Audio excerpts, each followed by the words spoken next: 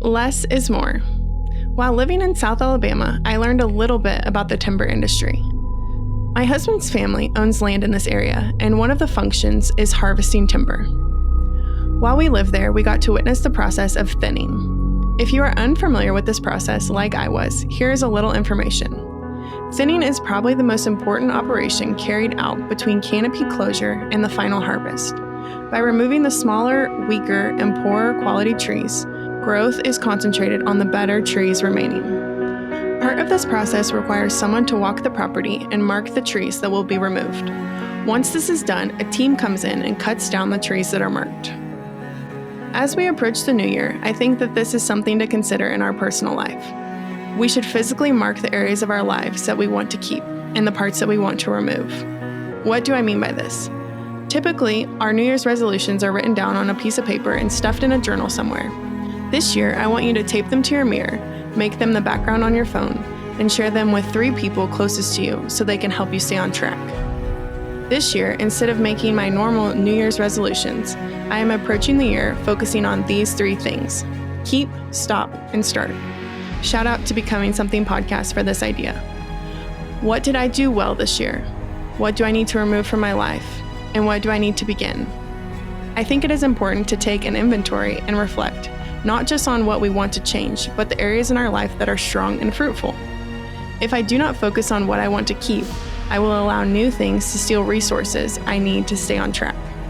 Just like in thinning, a thinning harvest solves the problem of overcrowding by removing the inferior quality trees that would otherwise die or rob valuable resources from the higher quality crop trees. I believe the same thing is true in our lives. I think that word about robbing valuable resources is key.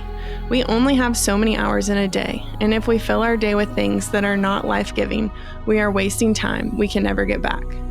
Life changes take sacrifices, and it seems hard when you have to say no to certain things, but we need to care more about God's opinion of us than other people's. So many of us have a greater fear of humans than we do of God. I also think that what we consume matters.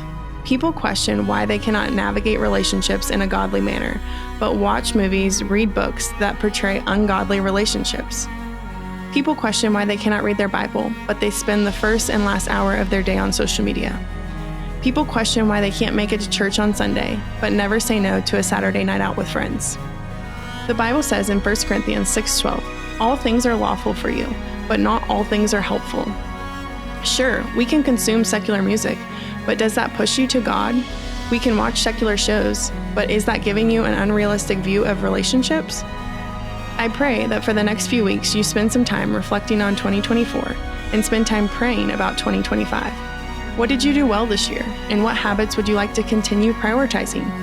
What do you need to remove from your life? People, places, things, purchases, habits, etc.? What things do you need to implement this year? Daily habits, godly community, generosity, etc. Get honest and real with yourself. Ask God to convict you about the areas of your life that need to change, and use this year to be obedient to what God has asked of you. Be bold.